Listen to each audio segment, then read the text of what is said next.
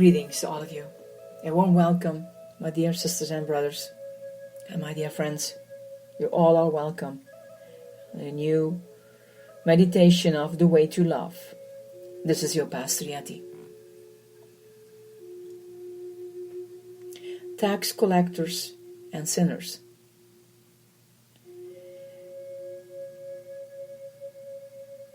The Pharisee says to his disciples, "Why does your teacher eat with tax collectors and sinners?" Matthew 9, verse 11. If you wish to get in touch with the reality of a thing, the first thing you must understand is that every idea distorts reality and it's a barrier to seeing reality.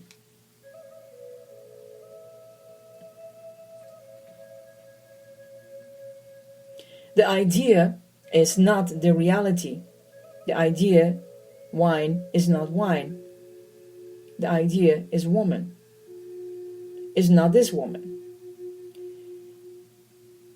If I really want to get in touch with the reality of this woman, I must put aside my idea of womanness or Indianness and experience her in her thisness or concreteness or uniqueness.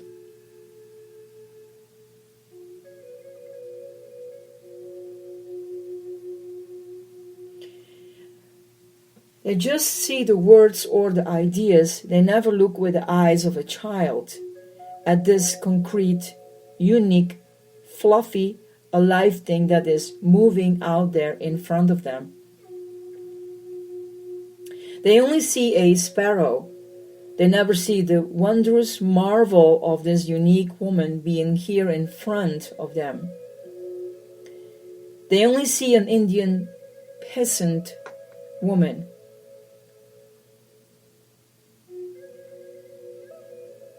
The idea, therefore, is a barrier to the perception of reality. There is yet another barrier to the perception of reality: the judgment. This thing or person is good or bad, ugly or beautiful. It is barrier enough to have the idea of Indian or woman or peasant when I look at this concrete individual. But now I add a judgment and I say she is good or she is bad, or she is attractive and beautiful, or she is unattractive and ugly. That further prevents me from seeing her because she is neither good nor bad. She is she in all her uniqueness.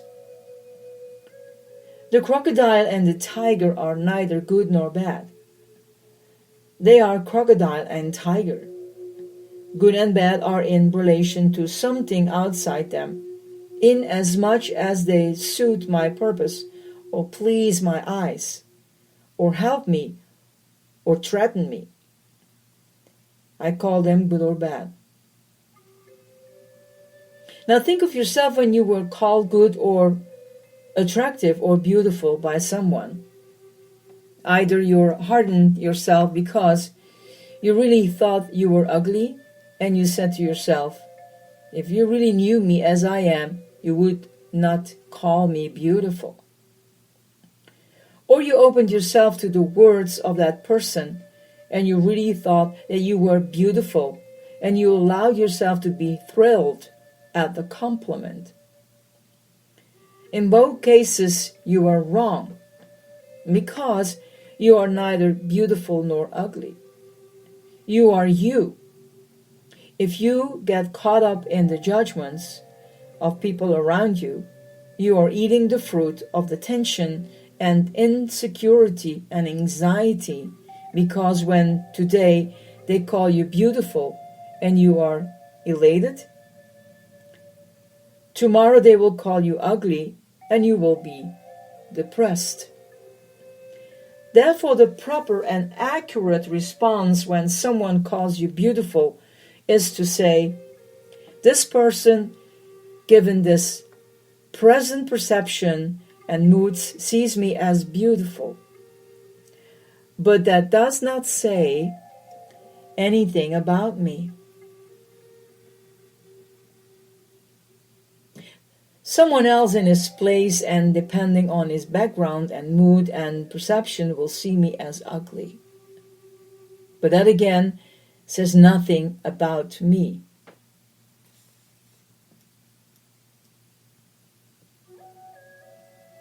How easily we are taken in by the judgment of other people and then form an image of ourselves based on this judgment.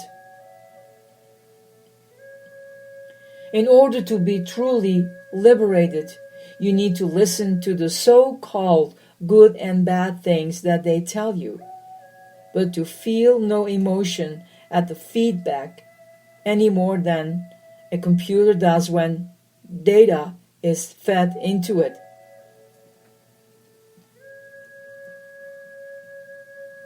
Because what they say about you reveals more about them than about you. As a matter of fact, you also have to be aware of the judgments that you make about yourself, because even those are generally based on the value systems that you picked up from the people around you. If you judge, condemn, approve, do you ever see reality? If you look at anything through the eye of judgment or approval or condemnation, is that not the major barrier to understanding and observing things as they are in themselves? Take the time when somebody told you that you are very special to him. If you accept that compliment, then you eat the fruit of tension. Why do you want to be special to someone and to submit to that kind of approval and judgment? Why not just be content to be you? When someone tells you how special you are, all that you can accurately say is, this person, given his particular taste and needs, desires, appetites, and projections, has a special desire for me. But that says nothing about me as a person. Someone else will find me quite unspecial, and that too says nothing about me as a person. So the moment you accept that compliment and you allow yourself to enjoy it, you will give control of yourself to that person. You will go to great length in order to continue to be special to this person. You will be in constant fear lest he meets someone who will become special to him, and thus you will be dislodged from the special position you occupy in his life. And you will be constantly dancing to his tunes, living up to his expectations, and in doing so, you will have lost your freedom. You have made yourself dependent on him for your happiness. For you have made your happiness depend on his judgment of you. Then you can make things worse by beginning to search for other people who will tell you that you are special to them, and you invest so much time and energy in making sure that they never lose this image they have of you.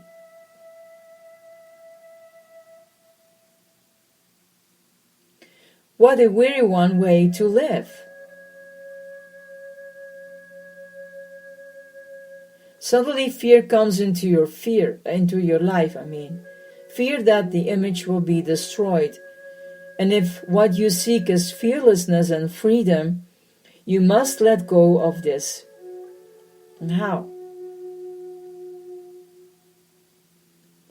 by refusing to take anybody seriously when they tell you how special you are. The words "you are special to me" simply says something about my present mood regarding you, my taste, my present state of mind and development. They say nothing else. So accept that as a fact and do not rejoice in it. What you may rejoice in is my company and not my compliment. What you may enjoy is my present interaction with you, not my praise. And if you are wise, you will urge me to find many other special people so that you are never tempted to hold on to this image that I have you. It is not my image of you that you enjoy because you are ceaselessly aware that my image of you can change so easily. So what you enjoy is the present moment, because of if you enjoy the image that I have of you, I will control you, and you will be afraid to be yourself lest you hurt me. You will be afraid to tell me the truth, to do or say anything that would damage the image that I have of you.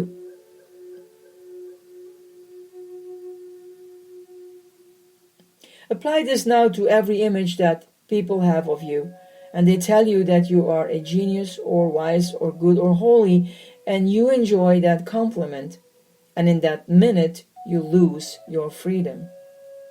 Because now you will be constantly striving to retain that opinion. You will fear to make mistakes, to be yourself, to do or say anything that will spoil the image. You have lost the freedom to make a fool of yourself, to be laughed at and to be ridiculed, to do and say whatever feels right to you rather than what fits in with the image others have of you. How does one break this? Through many patient hours of study, awareness, observation of what this silly image brings you. It gives you a thrill combined with such much insecurity and unfreedom and suffering. If you were to see this clearly, you would lose your appetite to be special to anyone or to be highly regarded by anyone. You would move about with sinners or bad characters and do and say as you please, regardless of what people think of you. You would become like the birds and flowers that are so totally unself-conscious, too busy with the task of living to care one little bit about what others think of them, about whether they are special to others or not. And at last, you will have become fearless and free.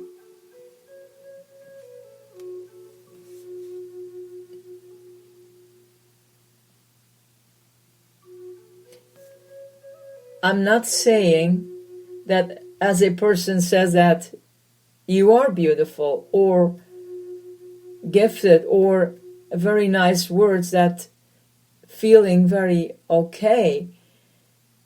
I think that would be strange if another person cannot give you one of those very nice compliments or give you an advice that brings you to thoughts about thinking about yourself, or just name it. No, it's about letting others saying things to you that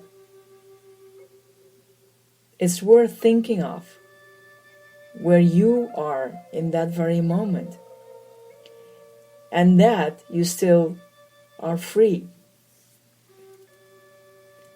We cannot live from one emotion to another emotion when this person says, "You're beautiful," and then another said, "What are you wearing today? It's not even fitting you," and so on. I mean, it is like bouncing, and that is not okay. We have to find our balance, that we find ourselves and loving ourselves, and not only living for that one or maybe two or maybe some more people, spreading out what they think about you. No. You have to find yourself in all of this. May God bless your heart. May you find peace within. And may the Holy Spirit guide you the way you walk in the footsteps of our beloved Lord Jesus Christ. This is your Pastor Yeti.